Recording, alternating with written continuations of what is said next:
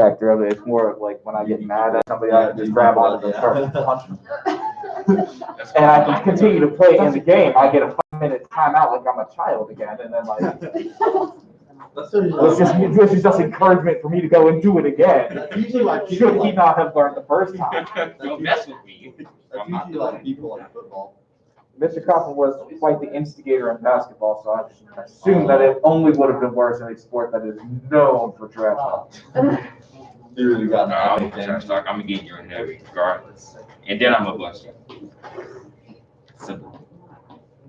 I wasn't talking smack against our assumption. I didn't have no reason to speak about that. Did you guys win? Oh, that's the JV did though. They beat us twice, but like it wasn't as much as the first time as it was last week. But the first time it was about like 39 or something like that. How many games you guys won? 4? Oh, not bad. Hold on, 4 out of. Dude, last year. It's about to be 4. Last year, you guys full season had 2 wins. It was 1. What? But the win didn't really count because it was in a tournament. Oh. So we have to win 1, 2. We're gonna win these last 4 games. Like we're gonna Last 4. We're gonna. All right, guys, let's have a good day. I'll see you all next week. Thank you. You too.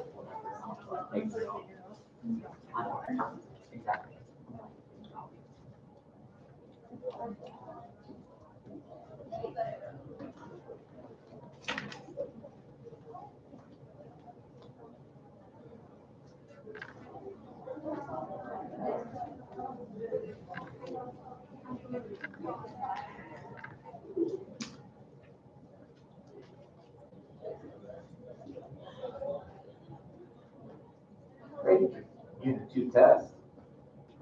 Great, you did 2 tests just now.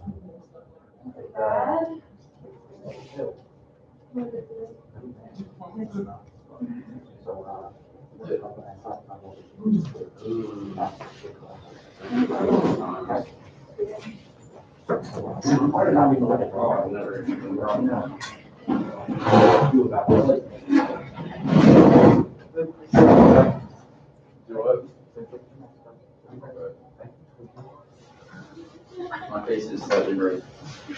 Well, I can imagine. That don't show more.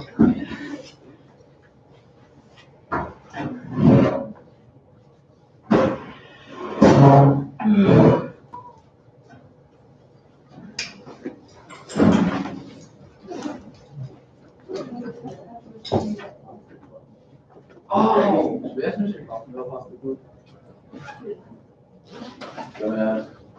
Yeah, go for it. Mr. Kaufman, do you want to sponsor a club where we make only pasta on like Wednesdays?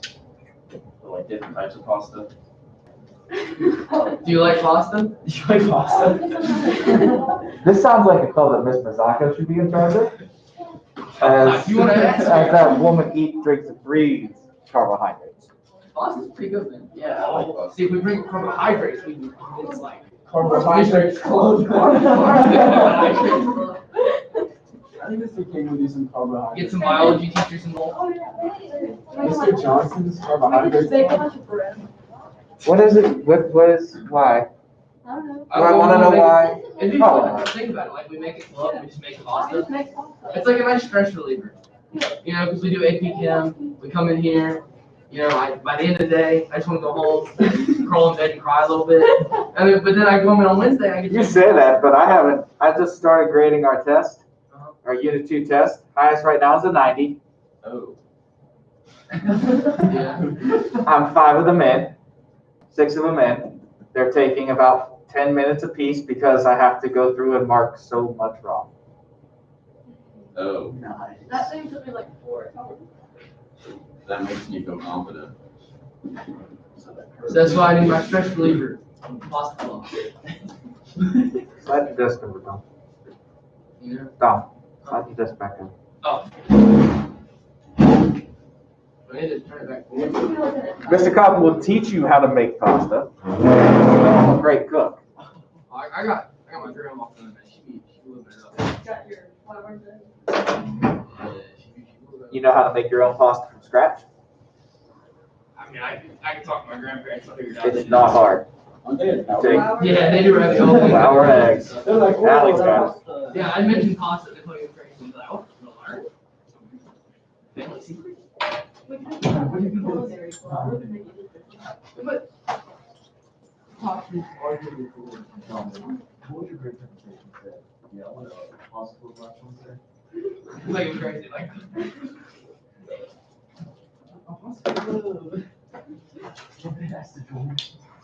yeah.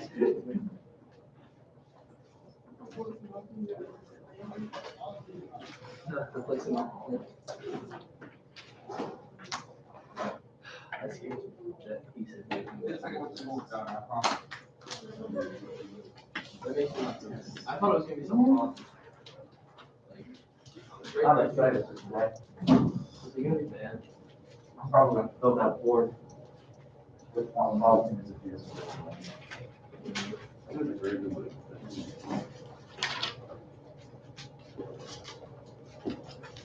This day can get a little bit arduous, to say the least. But one pro to doing this live stream is should we not finish everything we need to today, then rather than having to revamp our complete weekly idea, I can just tell everybody we're going to pick it up and finish it on Thursday. Well, it looks like almost everybody's here. We're missing Parker today.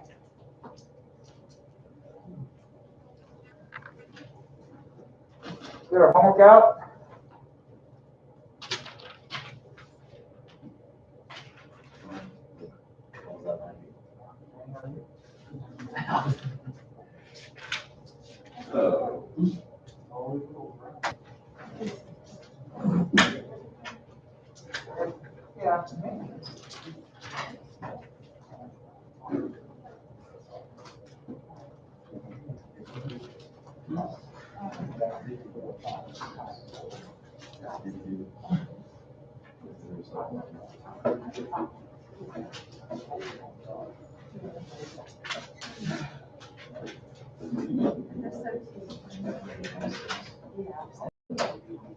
Yeah. I feel like I'm just not even ready to be talking about.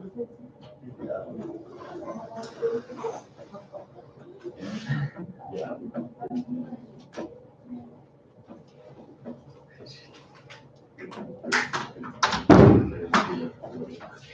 Second derivative test and concavity today.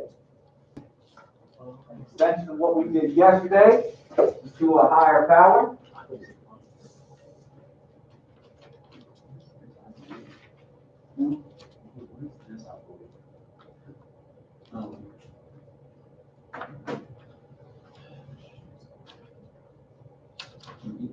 Now, as I'm coming around here and get homework from everybody, a couple things I want to remind everybody from or about. Tomorrow, you have no real formal assignment other than your quiz. Now, some of you owe me some things or are late on some things. You need to get it done.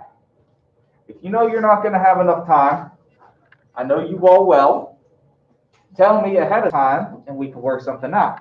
Don't wait till the day something is due to tell me, oh, I had issues with this or issues with that. I'm not going to have a whole lot of sympathy on those days. But if you need more time, you know that you need more time, you give me a shout beforehand. Or at the very least, don't wait till 10 o'clock to start emailing me that you need more time for an assignment due at midnight, because that doesn't look good. And I understand the whole, oh, I thought I could finish it. Well, err on the side of caution. Okay? If you're not sure if you're going to finish it, if there's even a slight doubt, shoot me an email and put it on my radar. Okay? Most of the time, I'll tell you just to try and finish it out, and if you don't, then we'll deal with it later. Which I think is a fair response, but you gotta let me know. Okay? Interims are getting pulled on Thursday, so my goal is to have your Unit 2 test in by then. As I said earlier, I started grading them. They're taking about 8 to 10 minutes a piece to grade, which is not good. Because when it takes that long, it's because it got to mark a whole bunch of things wrong. I think the highest I have on the Unit 2 test right now is a 90. And I've graded about 7 of them, so about a third of the class is done. And Only one person's got an A. So, just a little FYI, if for some reason we need to go back over that, or we need to do some corrections, as some of you inevitably will, I'm sure, want to do, also time.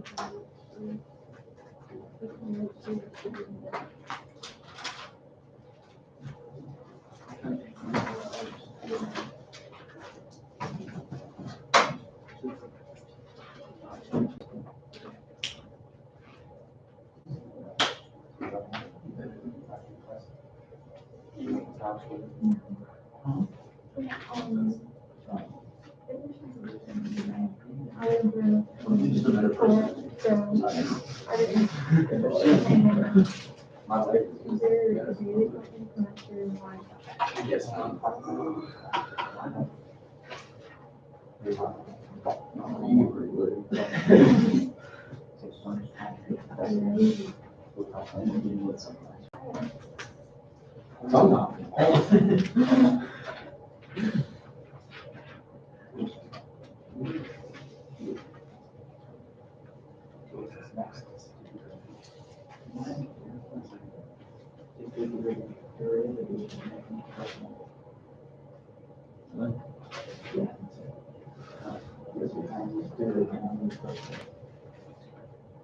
I think it's gonna be a complicated day.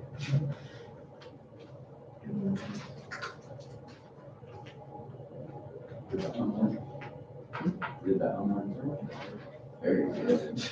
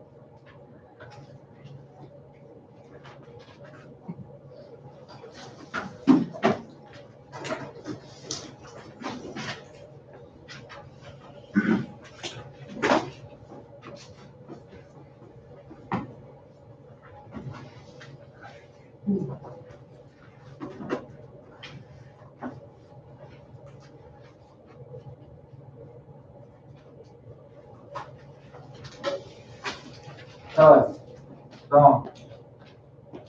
Luke, you guys need to get yourself signed up for the AP Calc exam. Be registered, of course, in college, okay? Mr. King said the same thing to me, but I thought I did that already. Well, Yeah. So I'm confused, who do I need to talk to? He sit said, down, talk to this level if you're confused. Yep. yeah, because I thought I did that stuff. I think this, that's that day. No. Do we? Did you go to the AP for the prep thing? College board. College board. See, it's like in college board, right? And Perhaps. then you just like, for half, right? Does it say your initial? I know I definitely did it in chemistry before. Good. Yeah, it is in college. I don't know where my answer key is. Paper copy. Is that why I don't have it on digital copy?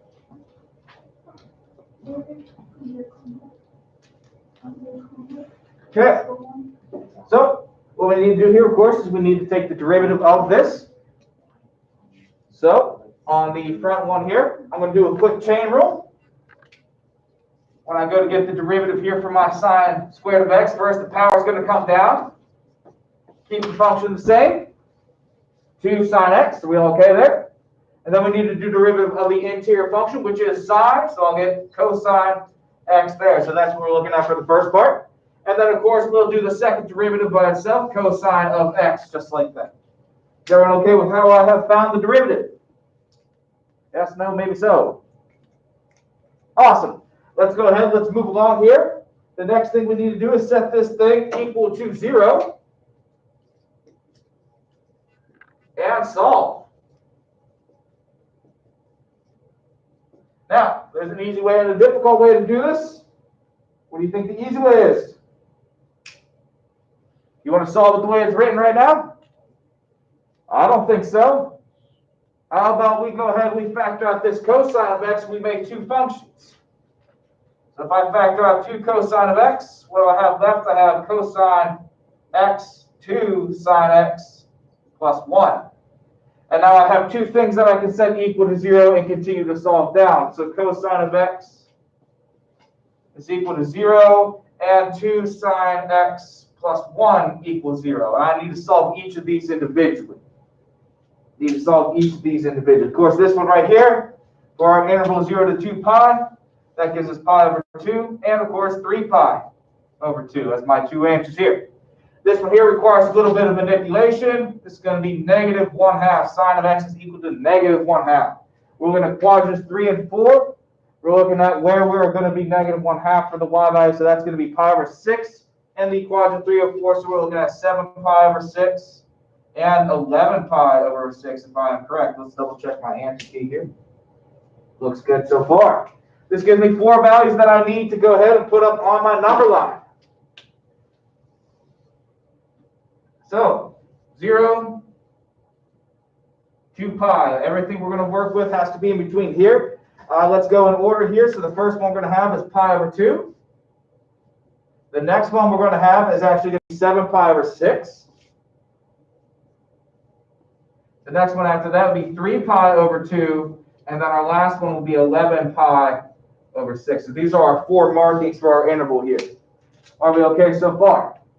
We're good? I don't have to worry about any points where this does not exist, because 1, that's not in the first derivative test, and 2, there's no point where sine, cosine aren't going to exist here. So let's go ahead. From this point, it really just comes to plugging in some numbers. So you can pick whatever you'd like here. I recommend picking something easy. So I recommend picking a good radian value, something that you can plug in relatively quickly, relatively fast. Maybe like pi over 6, pi over 4, something like that. Something that will work well. I actually recommend, since it's looking like this right here, you're going to have some multiplication. I recommend probably pi over 4 or its multiples, because you're going to get x's and y's for that. And they should align relatively nicely and easily there. Nevertheless, when you plug those in, we should get positive, negative, positive, negative, positive.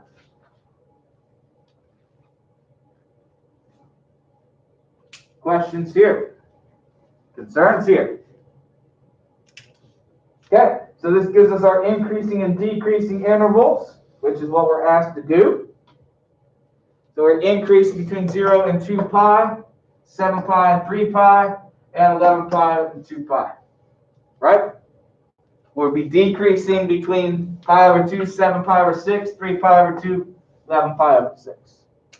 So 3 intervals where we're increasing, 2 intervals where we're decreasing. Do we need me to continue, or are we good? I don't think I need to list those out, and I'd rather not for the interest of time today. Yeah. Let's take a look at number 61.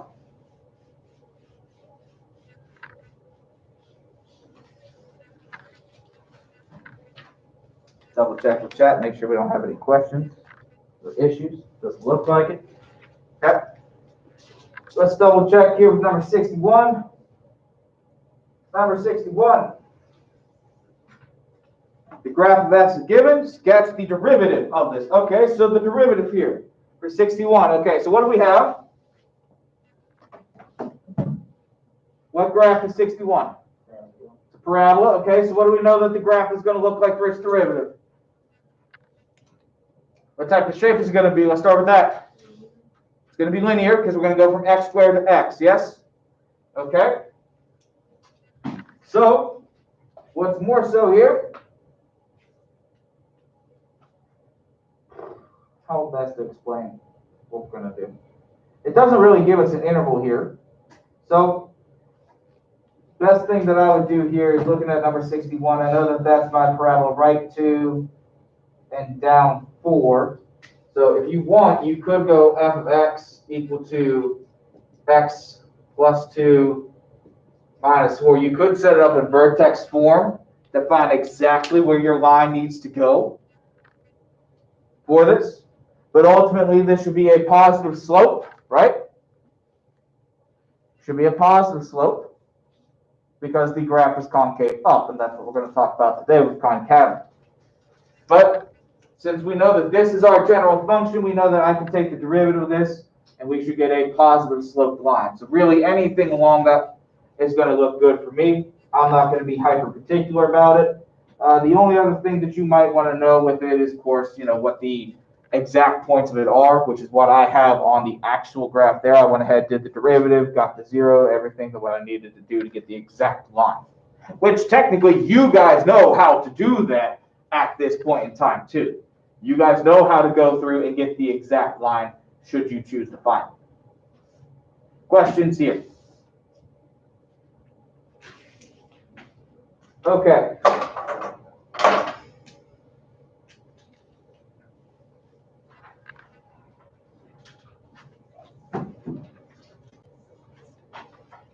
I'll take my answer keys back. I think I'll make the other ones, but that's all right.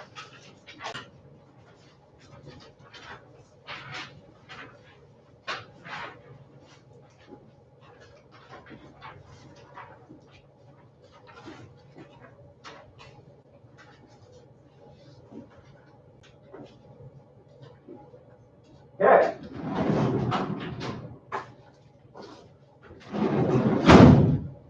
Three dot 4 concavity. 3.4 concavity. So let's go ahead. Let's begin. Make sure my thing is working after I dropped it off 4. So let's go ahead. Let's get started. Let's go on to our first slide. We'll take slide 2 here. So concavity. Concavity describes which way the graph is, of course, opening, which way a graph opens. Now, this is very easy with parabolas, but it gets a little bit more difficult as we go up in powers of functions. We're going to start with the parabola as our general view here. So let's start with our basic one, y equal x squared. That is the parent function of a parabola, yes? Okay, so what's the derivative of y equal x squared? 2x, okay? So that's the derivative function for 2x. So, very simply, if we use the derivative to find the slope, what we should find here is that each value steadily is going to increase what we're going to see. So, when I go to my slope, when I go to my derivative and I start plugging in numbers, right, they are going to increase when I start at 2x. When I start filling in this tree, I got -2, which would be -4, right? Then I got -1.5, which would be -3. I got -1, which is, of course, -2. I have 0, which is, of course, 1, or not 1, 0. 1, which will give us 2. So as I'm increasing, the slope is increasing, right? So this is a positive slope. So what I want you to know here is when the original graph is concave up, as we see very clearly, the parabola is opening upwards. That tells me that the first derivative should be an increasing function. Should be an increasing function. When the original graph is concave up, or where it's concave up, I should say, because we're going to do both concave up and down in the same picture. Where it's concave up, your derivative will be increasing. Now, we're going to apply the thought process of the first derivative test to the first derivative function. So if this is increasing here and I run the derivative test again, what would that tell you about the second derivative here?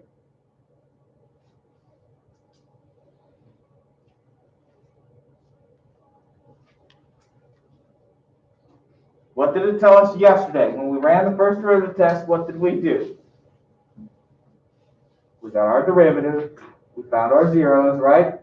We put our number line up, and then put pluses and minuses. What did the pluses and minuses mean?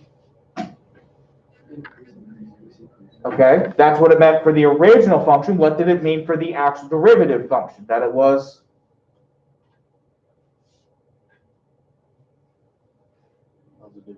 positive or negative, right? Okay, so let's apply that same thought process here.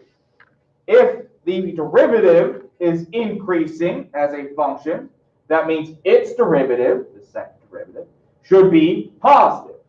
Does that make sense?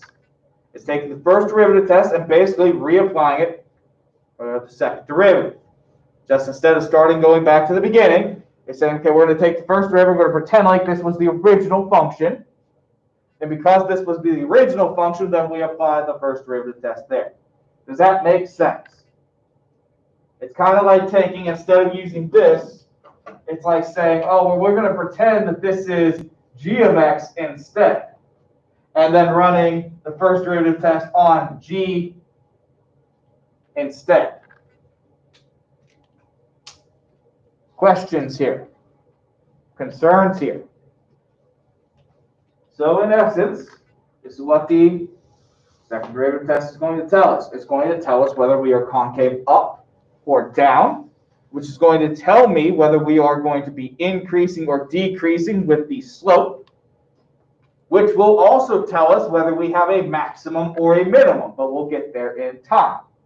So the second derivative test, while it's a little bit more work, it tells us all of the things we need to know from the first derivative test a little bit more explicitly.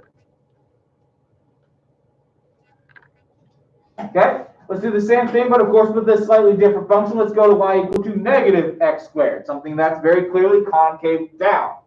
So taking the same exact idea, and now we're just going to flip it around a little bit. So of course the derivative here, instead of being 2x, is going to be negative 2x. Agreed? Okay, so when I start evaluating the derivative here, what's going to happen? Well, we're going to start with negative 2 times negative 2, which is going to be positive 4, positive 3, positive 2, 0, negative 2. We are decreasing now, correct? We are decreasing. So what this is going to tell us is when we were concave up, the derivative, first derivative, increased. When we are concave down, our first derivative should be decreasing.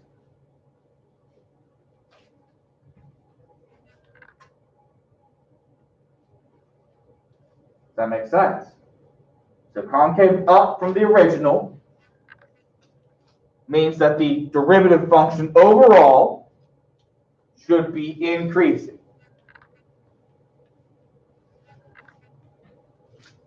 Concave down means the function overall should be decreasing. First derivative should be decreasing. Now, in this, we're going to have zeros. Like I have a 0 here, right? So I know that right here I have a critical value. I have a maximum and minimum. That's not what we're talking about right now. We're saying from the minute that it turns from concave up or concave down, the whole function, the whole first derivative, starts exhibiting this behavior, where it is constantly moving in one direction. Does that make sense?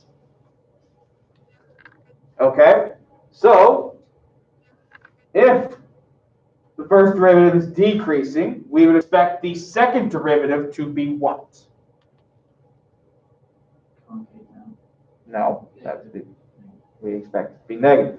The original will be concave down. So if the second derivative is negative, we expect the first derivative to be consistently decreasing, which means concave down, which means maximums. If the second derivative is positive, that means that our first derivative should be increasing, which implies that we are concave up, which means minimums. That is essentially what we need to walk away with today, plus some exceptions, because it's never going to be quite that easy. I will forewarn you, I got a lot of writing to do today. Got a lot of writing on this board to do today. I have basics up on the slides, but for me to actually go through and evaluate everything, I'm going to have to show some work today. Okay. Now, if the second derivative is telling us how the y values of the graph are changing, okay, so that's what the second derivative is telling us what we're doing, right? It's telling us whether we're increasing or decreasing, telling us whether we're going up or down, right? Then the derivative tells us how the slope is changing overall. Does that make sense? So when we look at first derivative 1, tells us how the y values are changing with respect to the function f slope, right? Then the second derivative is going to tell us how first derivative is changing overall. So you basically have this idea. This is what I want you to walk away with. This is my smiley face picture. So we're on to slide, what is this? 1, 2, 3, 4, 5. Be on to slides.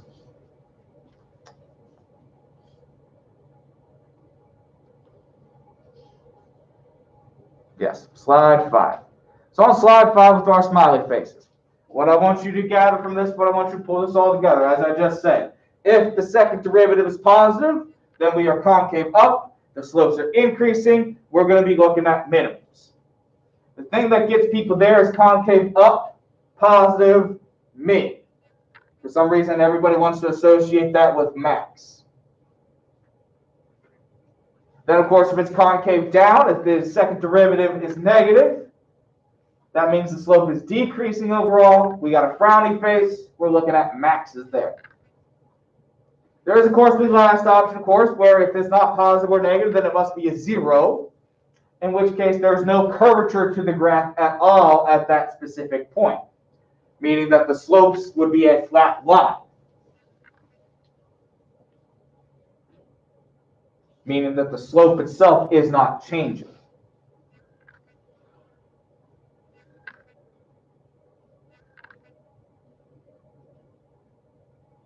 Questions here?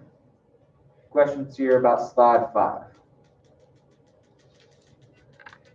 The smiley face is the best thing that I can help to kind of tie this together. A positive smiley face for a positive value. You see, of course, that it's concave up. It's smiling.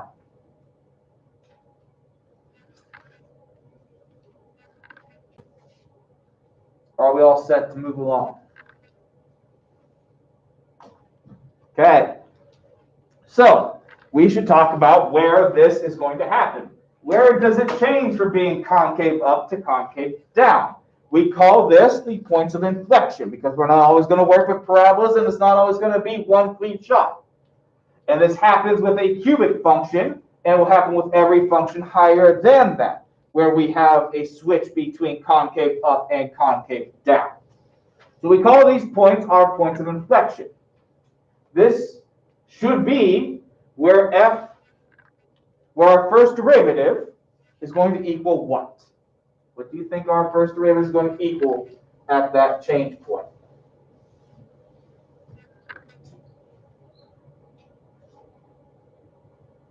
Or excuse me, not our first derivative, our second derivative. Second derivative. I apologize, I misspoke. Our second derivative will be a 0 here. So, where our second derivative is a 0 is where this change, this point of inflection, is going to happen. Now, that doesn't necessarily mean that the first derivative is also 0 at that point. In fact, most of the time, it won't be. Most of the time, it won't be 0 at that point. There is, of course, another option here. Of course, we could talk about does not exist, right?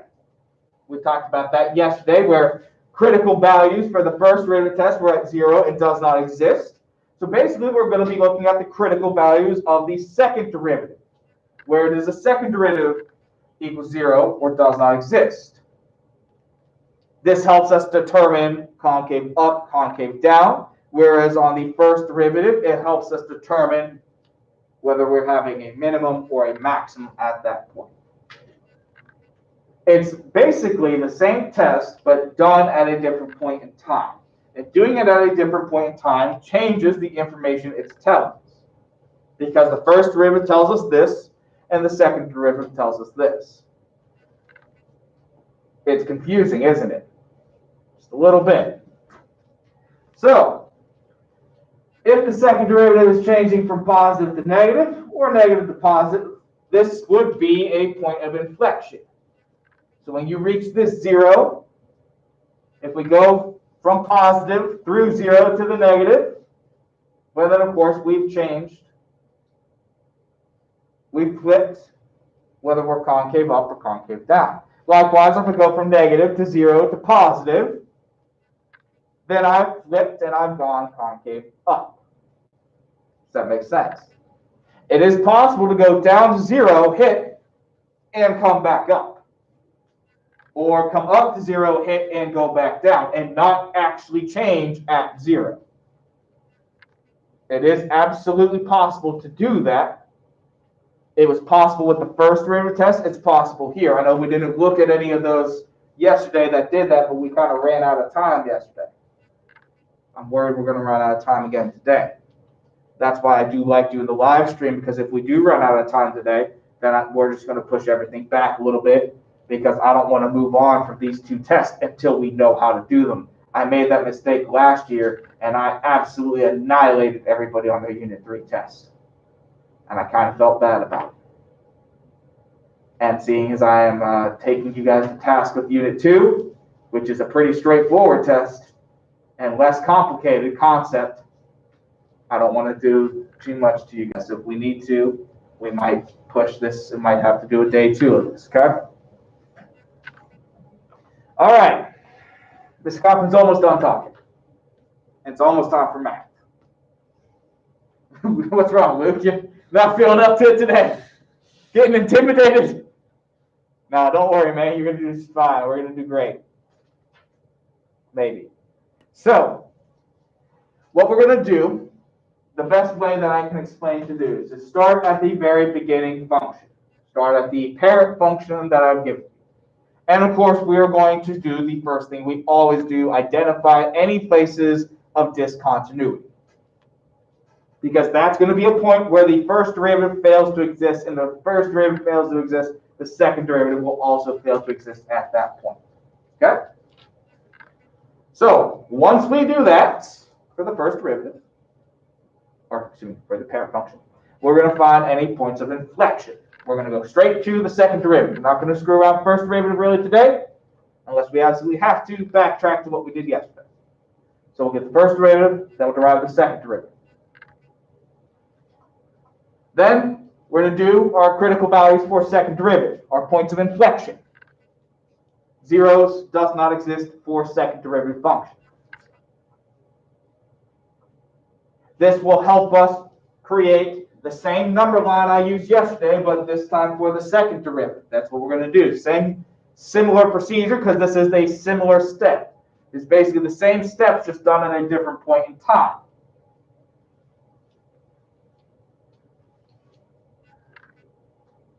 And then that'll help us determine concave up versus concave down, which can help us determine increasing and decreasing, which would help us determine mins and maxes. Are we all set? As ready as we'll ever be. Do I have enough colored markers up here today? I guess we'll find out.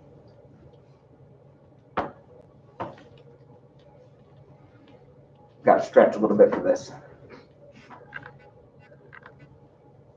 So before we move off of what slide is this, because I keep forgetting to say the slide number. Slide 7. Before I move off of slide 7, questions here. Are we all good here with what the general procedure is going to be? This is what we're doing today, slide 7. Okay, let's go ahead and let's take a look at our first problem on slide number 8. So can we determine the open intervals for being concave up and concave down? I'm not doing anything else other than the most basic sense of this question. I'm not asking for mins or maxes or increasing or decreasing or anything else. Just can you do this in its most basic sense? So let's begin. I have f of x is equal to 6 over x squared plus 6. Okay, step 1. Any points of discontinuity we need to be concerned about? Is there any point in time that this is going to be equal to 0 in my denominators?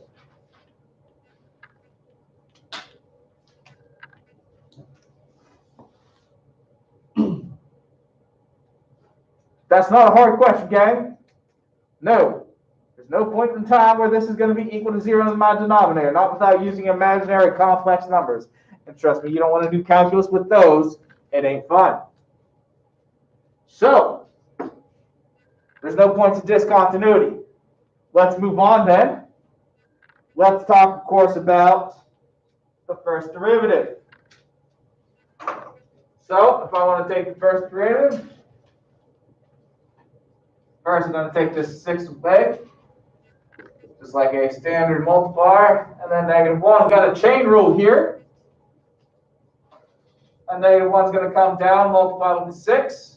From x squared plus 6 to the negative second now, times the derivative of what's inside, which is going to be 2x. Some of us had some issues with our chain rule on our Unit 2 test that I've seen so far. We're looking at here, when I multiply this again, I'm looking at negative 12x over x squared plus 6 quantity squared. Are we okay here? This is, of course, what I have in the very first box on the slides with what I have in blue. Questions thus far?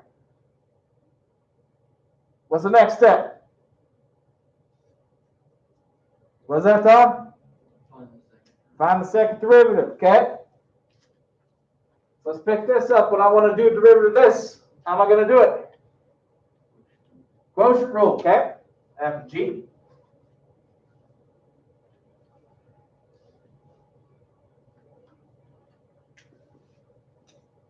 So we're going to have g, f derivative minus g derivative f all over g squared. So first let's get f derivative, which is -12.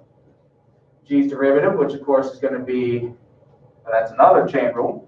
That's going to be 2x squared plus 6 times 2x. So 4x quantity x squared plus 6. Which I think I'll send all that in just a second. I don't need to get too far ahead of myself. We all okay so far? Yes? No? Maybe? Okay. Time to plug it in. I should have started farther over there. Oh well. So let's start with g, which is x squared plus 6 quantity squared times f's derivative, which is -12, minus g's derivative, which is 4x x squared plus 6 times f, which is -12x, all over x squared plus 6 quantity squared, quantity squared.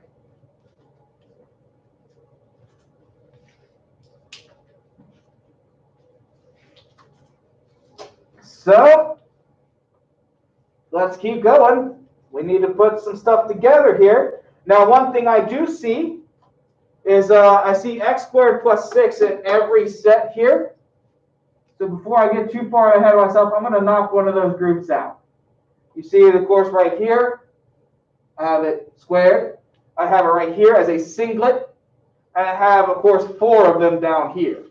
So I'm going to knock one of those groups out right away. So get rid of that power. That whole group goes away. And I'm going to go ahead and just make this, I'll simplify that as I do it. So I got x squared plus 6 minus 12 minus what we have here is 4x times negative 12x. Now all over x squared plus 6 quantity to the 3rd power.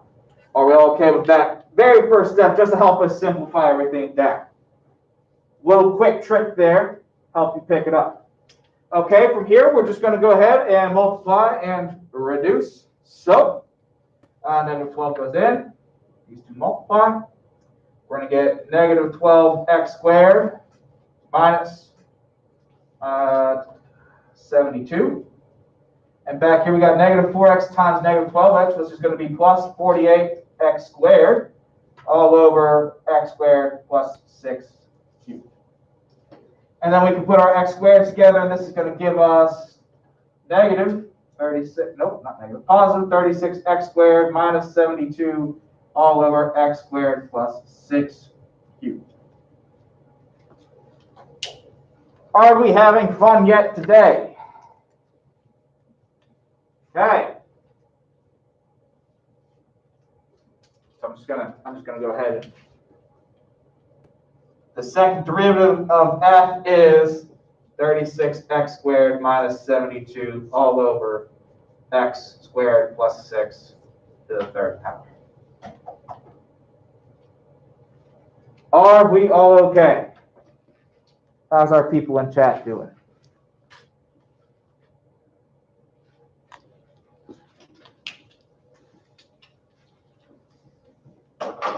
Okay, what's the next step? What am I going to do with this nice thing right here? John? Equal to 0 and where it does not exist. So let's do that right here. F double prime of x. Which one would you like to start with, John? Does not exist or 0? Does not exist. Does not exist. When is that going to happen? When would that occur? Don, help him out. When the denominator equals 0. Okay? So when we think about this, x squared plus 6 to the 3rd power equals 0. Can this ever equal 0? If you're not sure, let's double check. We'll take the cubic root of both sides. X squared plus 6 still equals 0. I'll send the 6 over. Negative 6, and now I've got some complex and imaginary answers. So quick answer there is no real ones are going to make this not exist. So that yielded no results for us here. Okay?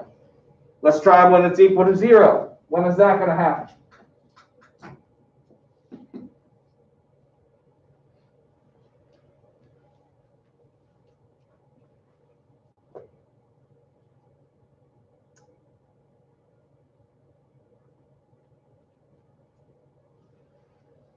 How would we set up this part? What'd you say, Alec? Use the numerator. Okay, so let's use the numerator. I got my 36x squared minus 72 all equal to 0. I'm going to factor out a 36. When I do so, I got negative 2, correct? We all good? Yes? Okay. Equal to 0. So really, it's just this group right here that I need to worry about then, isn't it? Okay, so x squared minus 2 equals 0. That gives me x squared equal to 2, or x equal plus minus square root 2. We do need both of them here. Are we all okay here?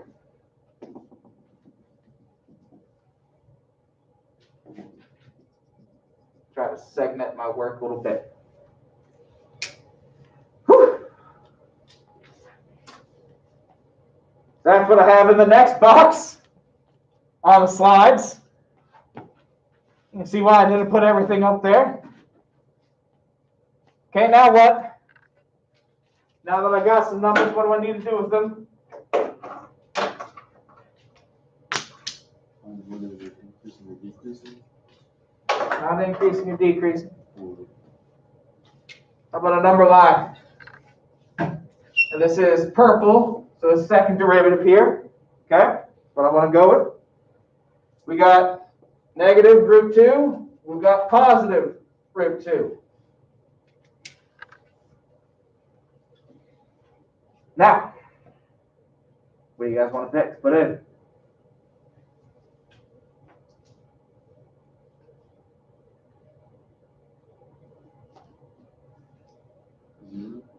The 0 would work for the middle at least, right? Okay, when I put in 0, I'm going to get negative 72 over 6 to the third, right?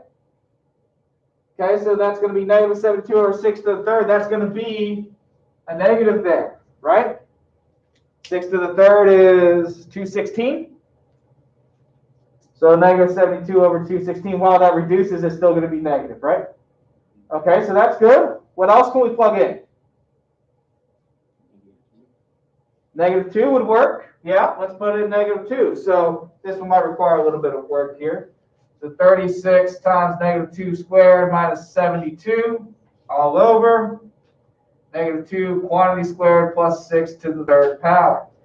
So when I plug in negative 2, that's going to give me 4. 4 times 36. I know there's a reason why I brought my phone. It's 144. What am I doing? 144 minus 72. That gives us a positive 72. On the bottom here, that's going to give us 10 to the third, which is 1,000. And while it's small, it is positive, isn't it? Is it going to be any different when I go to the other side?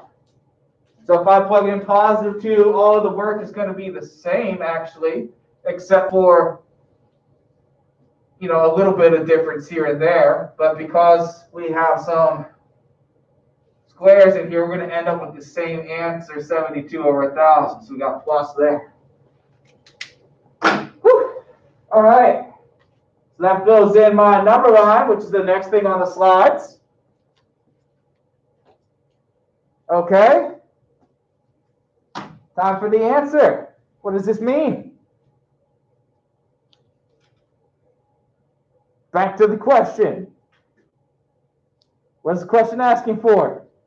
Luke, what can you tell us? Where is concave up and concave? Okay, so where the original function, green, is concave up, concave down. So CCU for concave up. Where are we concave up? It would be the positive values, the negative infinity to negative root 2. And root 2 to infinity. Positive root 2 through infinite. Where are we concave down? Negative root 2 to positive root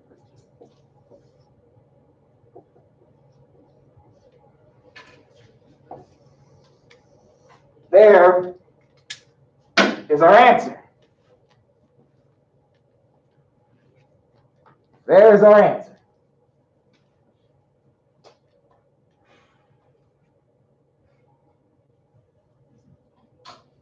Okay, I got like a little bit more space. I can slide that one line just a little bit over farther. And that's the last thing I have on the slides, also in green. Questions? Okay, now I know it was a long process to get there, but is there any part of that that we really didn't feel comfortable doing? Any part of this you need me to go back through and redo, talk about?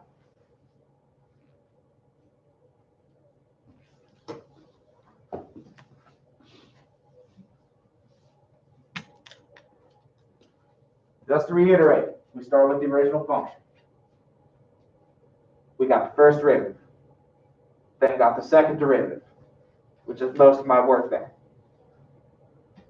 Once we got the second derivative, we said, okay, points of inflection. 0 does not exist off of this function. That's what we did over here in blue. Does not exist, gave us no real answer, so we moved on to zeros, we got 2. We number lined them. Back over here to my purple number line. We tested positive versus negative. Positive, negative, positive. Then we interpreted that as our concave up and down intervals. Questions here? Concerns here?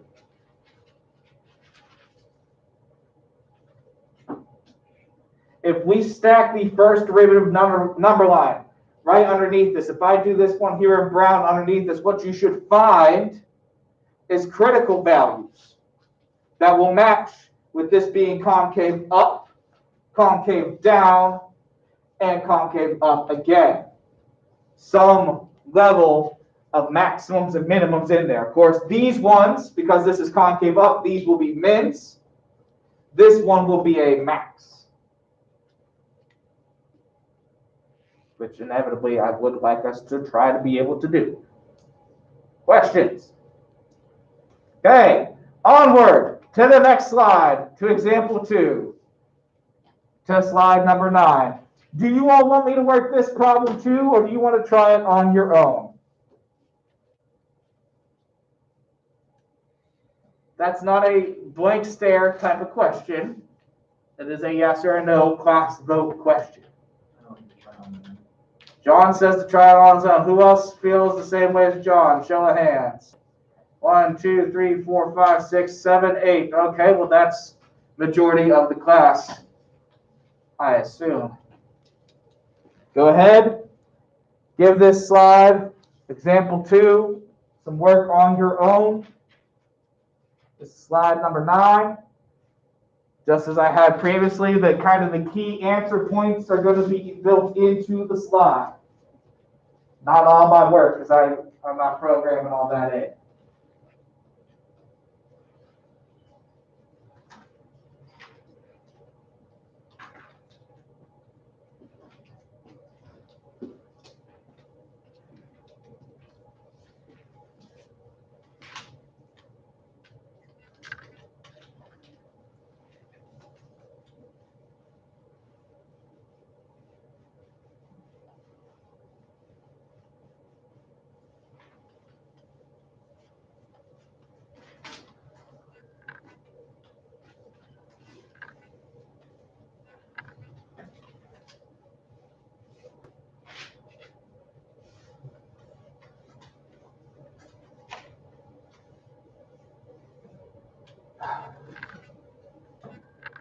Gotta go get another color marker. I think that this pink will show up okay. I think. Let me see if I have actually got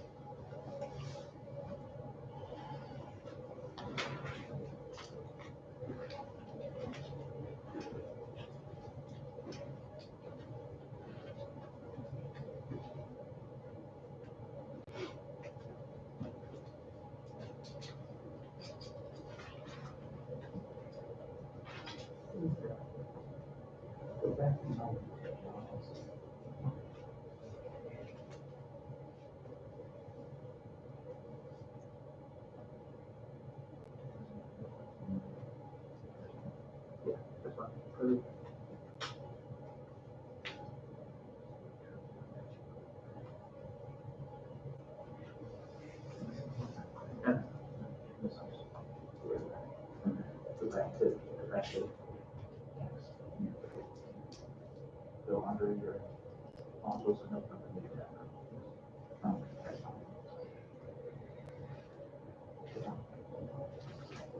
down to like, click on the issue. That's the first one. Okay, and click on the do it.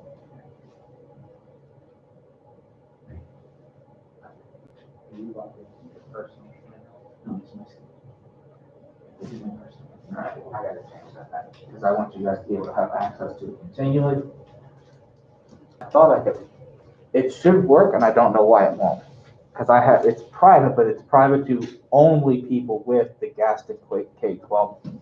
So it should work for your email, but it's not. So I think I'm just gonna have to make it public. So if anybody doesn't want to be live streamed, let me know, I guess. So that way Mr. Cotton don't get sued. Or the school don't get sued. I think technically I'm supposed to hand out the forms. So I might have to ask Ms. Reed about that. Because nothing was said to me that I was going to need them since you weren't appearing on camera, but now I'm not sure.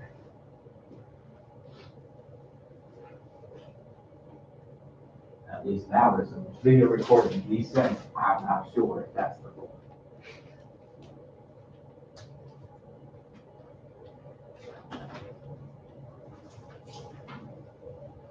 How are we doing so far? Sure would like to give this problem a try in the next minute or two.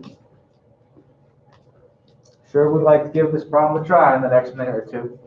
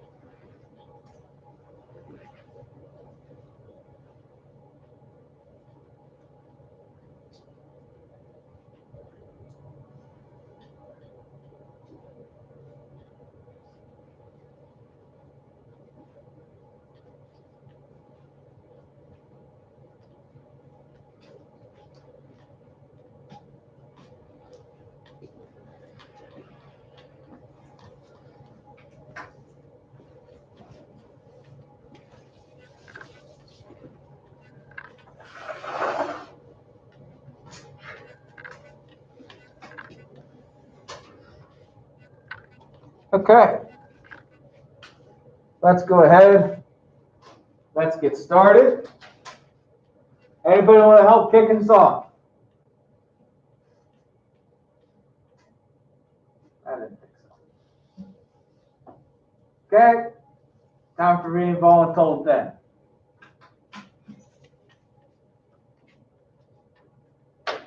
How about, Caleb, how about you go help us get rolling here? First thing we need to do is what? Get the first derivative. Okay? How'd you do that? Quotient rule. Should be relatively easy quotient rule to do. Here's f, here's g, so f prime is 2x. G prime is also 2x, right? Okay, so we'll go to our quotient rule here.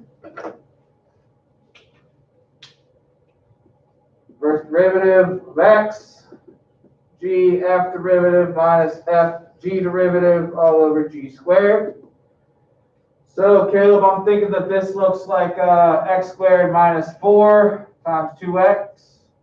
minus x squared plus 1 times 2x all over x squared minus 4 quantity squared. Agreed?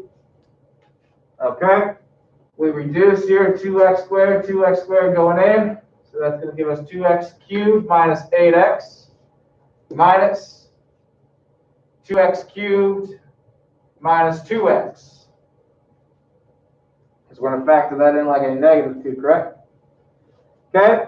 When we reduce that down, cubes cancel, and we're looking at a final first derivative of negative 10x over x squared minus 4 quantity squared, correct?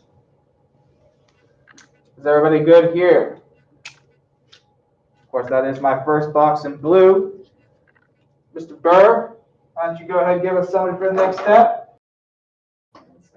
Second derivative. So we need f double prime. So how do you do this?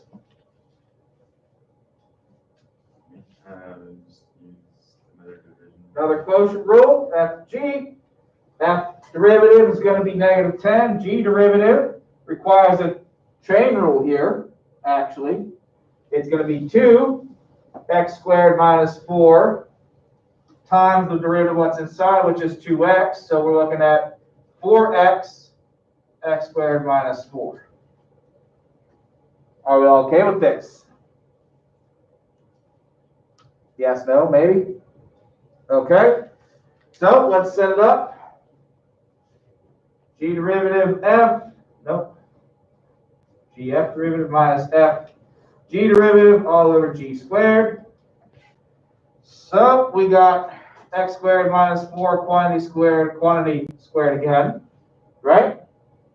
For g, we have x squared minus 4 quantity squared times f derivative, so negative 10, minus our negative 10x times our g derivative, which is 4x x squared minus 4, correct? Are we all okay here with just me substituting in? Dawson, do you see anything that we can do here? We can cancel out one of the x squared minus 4. Yeah, that same trick I pulled last time, I can pull again here, right? I got x squared minus 4s and everything, so let's take this group, that power, and one of these off. So that gives us x squared minus 4 times negative 10 minus, we got negative 10x and 4x all over x squared minus 4 to the third, right? Okay? Simplify this numerator out. We're looking at negative 10x squared plus 40, correct?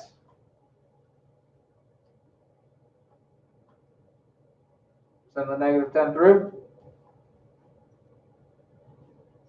Yes or no? Dawson, you seem very confused. Are you good so far? Yeah? Is this where we start running into trouble? That's not what I got. Okay, what'd you get? 30x squared minus 4. 30x squared minus 4. Well, we're not there yet. Oh, is that not where? I'm not there yet. That's where you're at. No, I'm not. Not yet. I need one more step before I get there. You're one step ahead of me, man. I'm lost. Right here, Yeah. we're going to multiply that stuff together.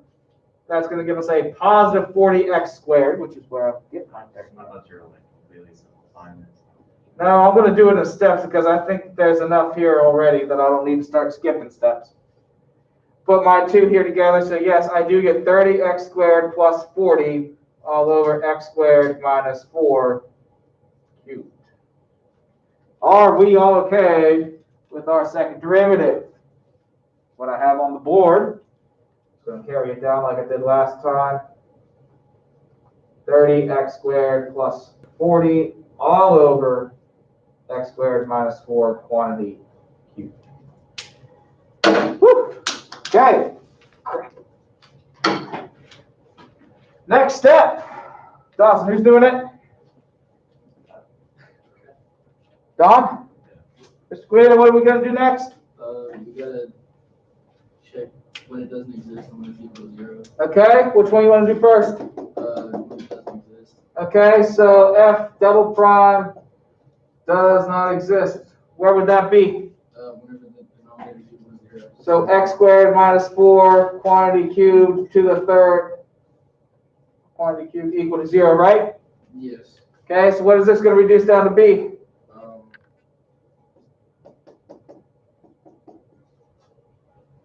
X equals plus minus 2. X equals plus minus 2. We're going to take the cube root of both sides. I'm going to move the 4 over, take the square root. Plus minus 2. Okay, what else do we need to test? We got to set the numerator equal to 0. Okay, so this is where this, of course, will be equal to 0. So 30 x squared plus 40 equal to 0. What do we find out here?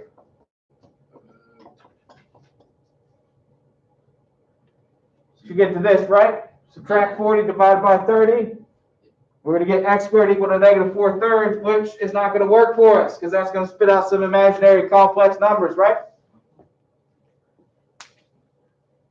Okay, we good?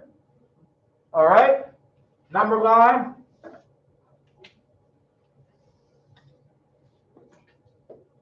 -2, +2. Dom, who's picking it up from here? Luke. Luke?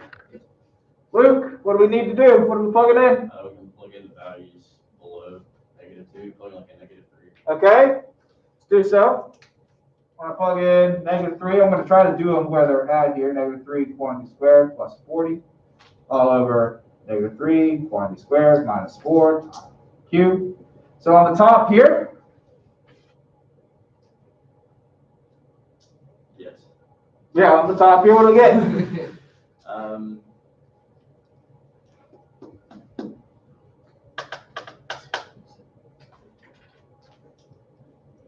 230. You're welcome. Thank you. It's going to be 9 times 30, which is 270 minus 40, or no, excuse me. 310. Come on, Luke. 310. Yes. Because it's going to be 270 plus our 40. I did minus. Okay, on the bottom, -3 squared is going to give us 9. minus 4 is 5. 5 to the third, which is 125. Positive. So,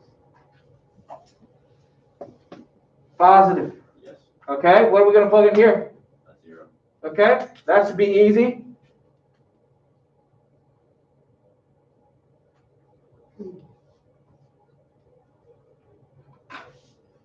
What are we going to get on top?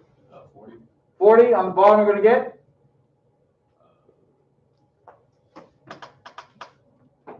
What's 4 to the third power? 48. No, it ain't.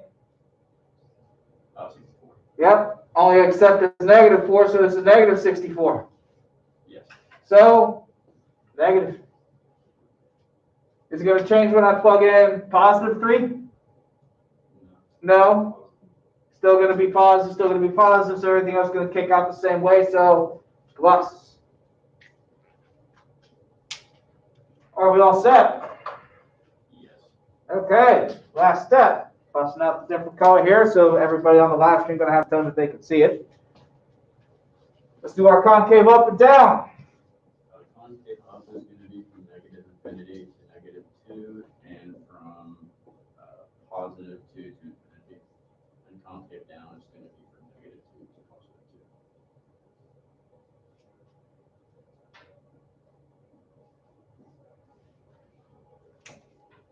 Chat, let me know if you guys can see that red. I know it's hard to see. Questions? Cool. Just for a real quick refresh, how many problems have we done? 2. How much time do I have left in class? 15 minutes? Yeah, we're definitely not finished this today, clearly. So we will pick up with this again on Thursday, just an FYI. I'll make a whole second, I'll make a second page in the module for us here. Okay, and we'll do a whole separate live stream. I can't reboot this one. Questions here so far? That won't change. Well, it's going to change when our next quiz and next test are going to be. but it's not going to change the due date for tomorrow's quiz because this is not on tomorrow's quiz. I anticipated this being an issue. Your quiz is on 3-1 to 3-3. Yes, 3-1 to 3-3. We have two quizzes this unit. We have 2 quizzes pretty much every unit. I might actually have 3 this unit. We'll see. Okay, so before we continue on with more problems, Scott does have some other things that we talk about.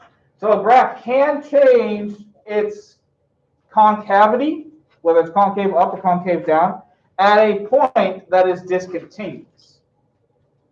So where your derivative does not exist from the very beginning, at a vertical asymptote, for example, you can change concavity. These are all examples of where there is a change going on. Now, the very first one here, that's happening out of course P, which is a very usual inflection point. For our next slide here, for those of us at home, I forgot to say we're going on to our next slide, slide number 10. So our graphs that we've done so far have looked a lot like the very first one here, where it's a smooth graph with no points, no breaks. But the next couple ones, we do have some issues. For the second graph there, we would not be differentiable at the point P because it's coming down that sharp edge, right? However, we are changing concavity at that point. We are concave up till we get there, and then once we get there, we curve the other way. Do we all see that? The same thing is true for the one next to that. And this is what I was talking about before. We are concave up leading into that point. We're not differentiable at that point. We're discontinuous there, that sharp edge. But I don't change concavity. I'm up beforehand, and I'm still up afterwards. Likewise, the last one there has that vertical asymptote, a true break in the graph, and it is changing concavity. On the left side, while it may not look at that, it is concave down. It is concave down. And on the right side, it may not look it, but that one is concave up. You see it very subtly with that last picture there. Questions? Typically, the question comes along as how is the last one concave down and up?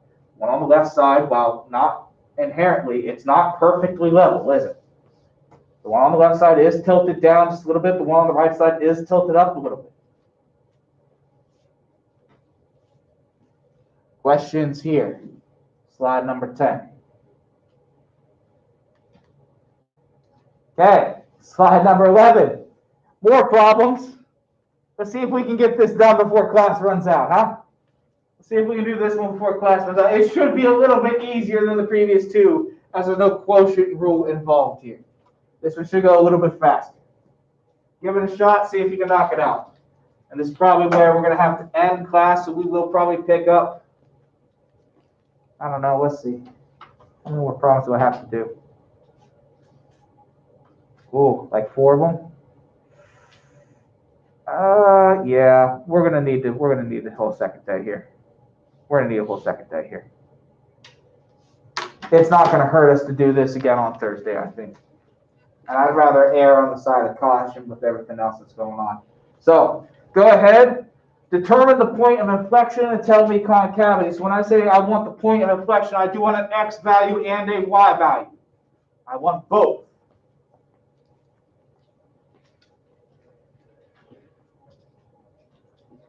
Go ahead and try this one out. Example number 3. Slide number 11, I believe.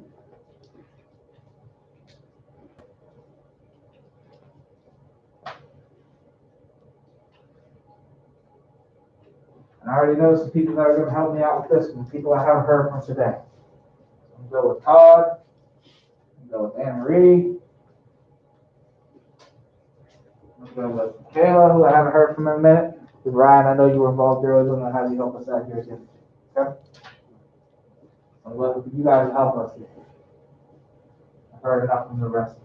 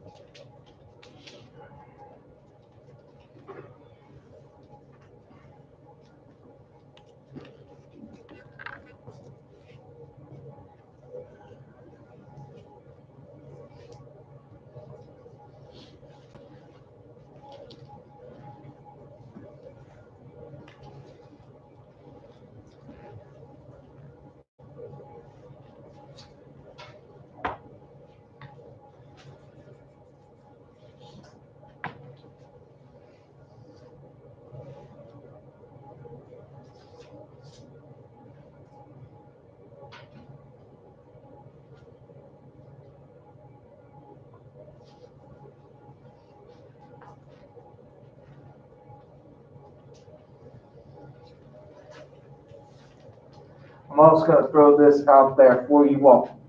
Clearly, there's a lot of work involved here. Clearly, a lot of work involved. As I'm grading your Unit 2 test, it is difficult to follow some of your work because it's all over the place. It doesn't go in a straight line down or across. It's all over the place. If I can't follow this work, I'm not going to bend over backwards to make it happen. Keep your work clear. Keep your work neat.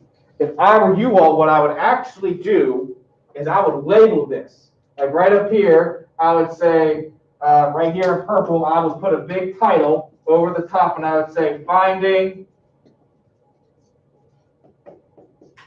just like that. And then right here for black, I would label this, finding second derivative of f. And then over here, I would say, I'd put a label here, testing, and then over here, I will put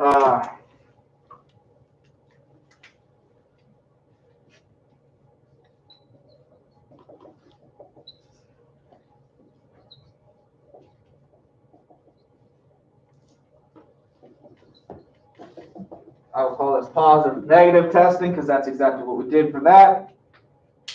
And I guess the most important thing is right here, my answer.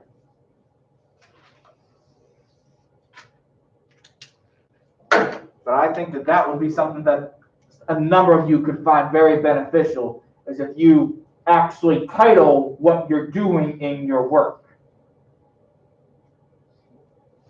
I'll see if I can do it with this one if we're not running out of time. Yeah, we're going to need to get going here for this. So,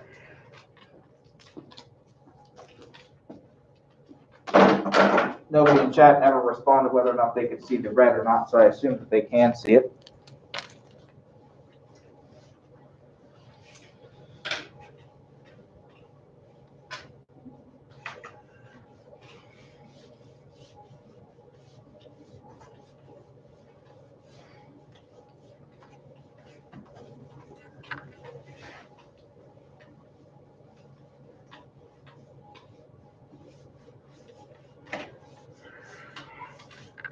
Michaela, help us out to get started.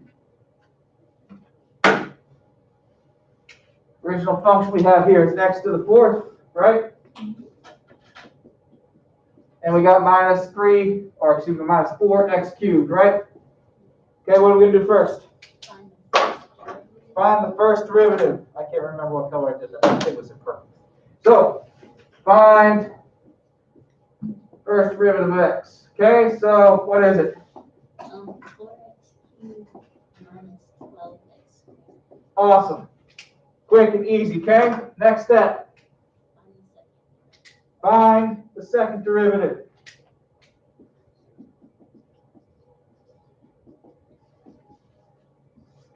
What is it? 12x squared minus 20.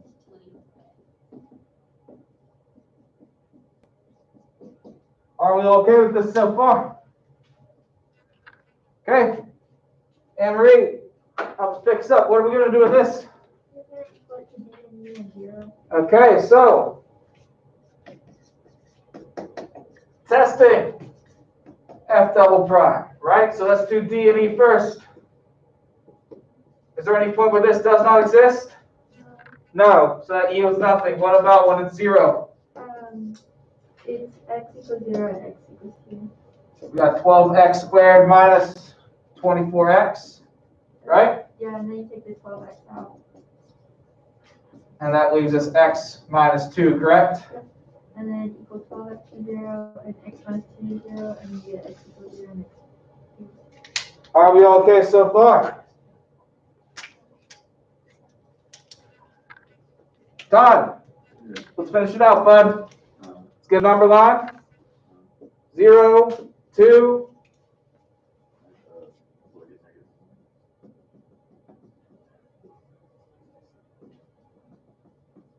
Like a negative 1. Okay. So negative 1 be over here, so that would be 12. Negative 1 quantity squared minus 24 times negative 1. What are we looking at here? Positive, very good. It's gonna be 12 plus 24 should be 36. Okay, what are we gonna put in between? 1, what are we gonna get? We're gonna get a negative number. We're gonna get 12 minus 24, so which would be negative 12. It doesn't always switch, so don't just assume it's gonna be negative. This side, we'll put it in 3. What we get? What'd you get? 36. 9. Yeah, 36. Ooh, almost wrote 36. Plus. Okay. Done. My answer. For at least concave up and concave down. We'll do the points in a second. Your answer is negative infinite to 0 and then 2 to infinity. Negative infinite through 0 and 2 through infinite is our concave up. We are concave down between 0 and 2, correct?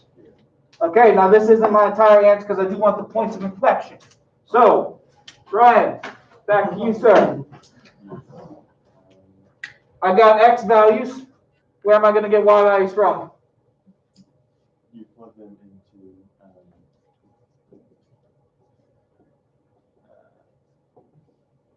the starting equation, right? Yep. So that's what I would title this work right here, is finding the inflection points.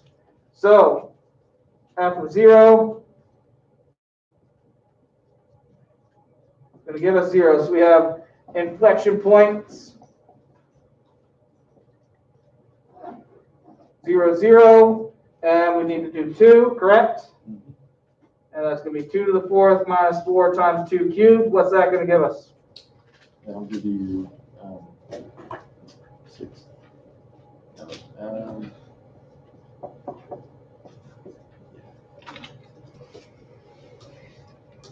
I have that as negative 16. It's a negative 16 to the 3rd, 8 times 4, 32, yep. Should be negative 16. There we go.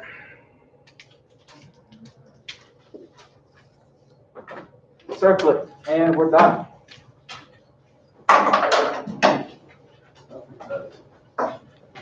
So, like I said, I think we're going to pick this up again on Thursday. We'll finish it out. If that means that Thursday's lesson is only like 45 minutes, 50 minutes on the live stream, awesome. You can go back to sleep. If not, so be it.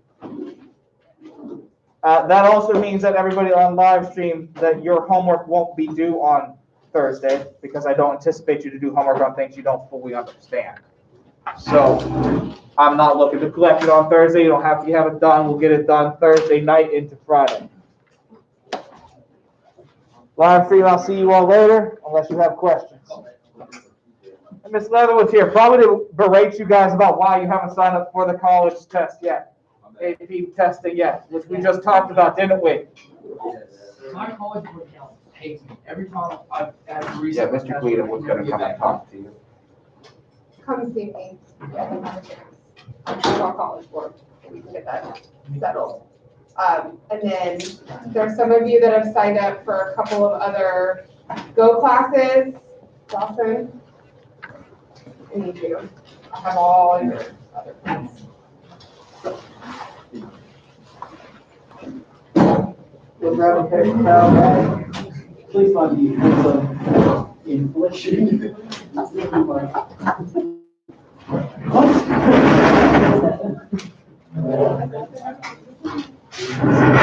I'll grab a paper towel yourself, because I don't have time to print them off. Yeah, that's that number. You can call me, you post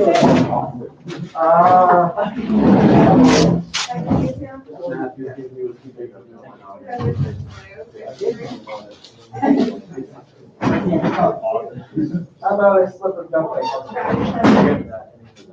Yeah, What they do?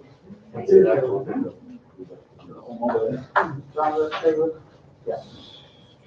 George? Let's turn our desk out the right way, please. So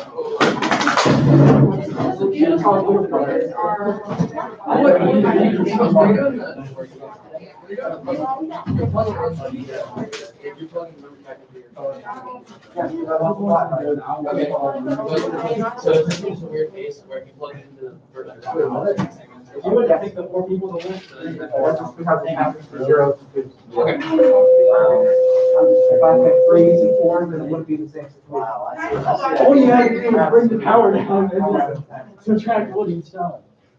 Dominic, we have a place to stay. English, so. Oh, shoot, yeah. Wow, you do correction for one. You can't just figure out, put down what's wrong with you.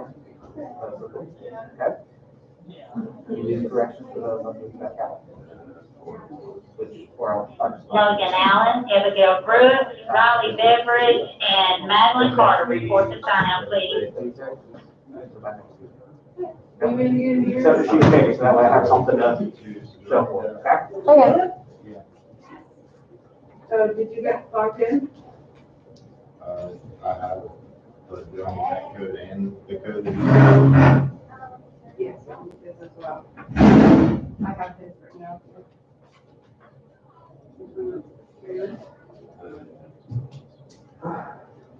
For which one about computer science? That's not either. You all agree? there's a class. That should have 9. You should have,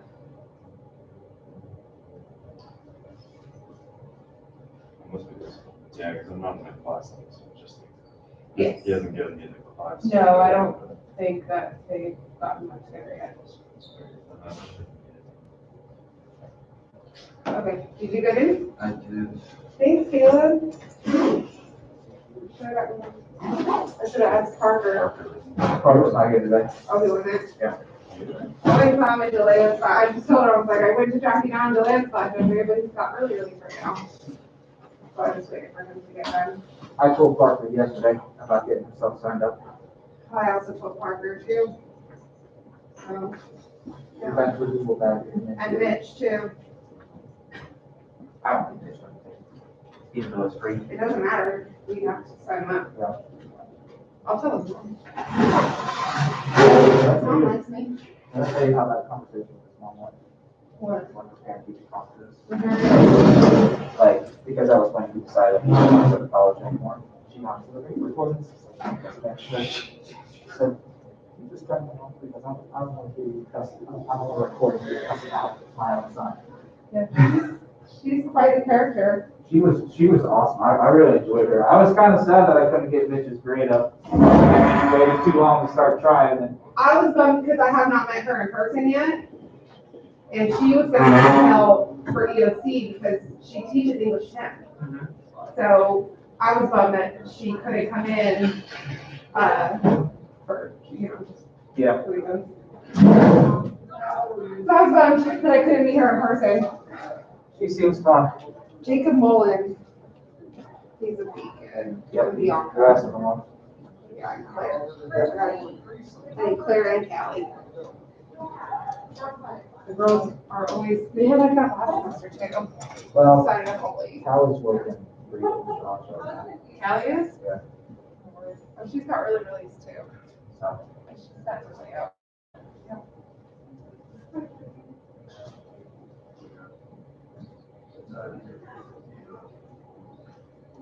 I am not excited. I don't know why he's upset. Are we so, For it. I'm so excited. I don't know what me and Ms. Masaka did to upset the testing goddess, but my God. You did. Probably, and she's just being punished by You God. guys are just wonderful team players. That's all. Wonderful team players. So I know what you're talking about, that's all right. Online. Yeah. Yeah. Setting up everybody's profiles, because you guys actually get to live monitor your session. Yeah. So if it works like work keys, it's kind of cool, because I can work keys in December, and it's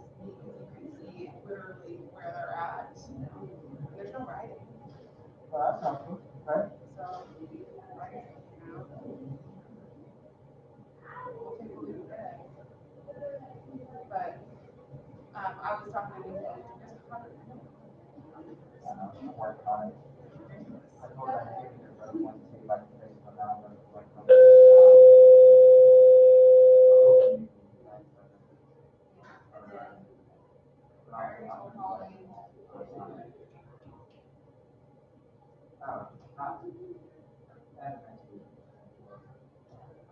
Yeah. I'll remind her. Because I won't be here next Friday. Actually, I think I'll pull that Friday and have them all ready to be sorted out by Monday. It makes things That's not good for time. easier because I get to make the test bins, like, remember how Yeah. I could only do like a video report, I was here for 10 hours, and we just that, because everything's online, it's a little easier if I can get all of the archives to be over. Done. I needed a break today, that's kind of something what I need. So, Do this live right now. I already know all the time now. you're so professionally set up. Because now, like, I used to, like, go through this wrong, and then I sit down, I can't do that now. Actually, I can work math again. We're doing, I filled that board twice over on that wrong there. Yeah, she came in there and said, she's like, you used to listen to me, I was like, yeah, we're confident to teach calculus. I'm so used to the highway, like, because I can hear you, like, I'm not gonna go hard in. And there's what? Just kind of door, I'm like, I do. Yeah, okay. And not to say, it's all the. Oh, no, we talked about that during ESP. We had that.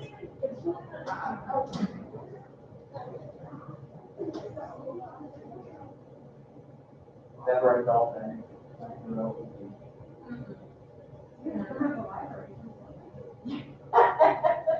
When you say your little hole, it's not fun. Nothing interesting. Oh, no. We barely heard it too, we're right next to one. It wasn't, It wasn't very loud. like, we're talking, I cut out, I was like, I don't know, so. Oh, you can hear us. We didn't hear it on anything.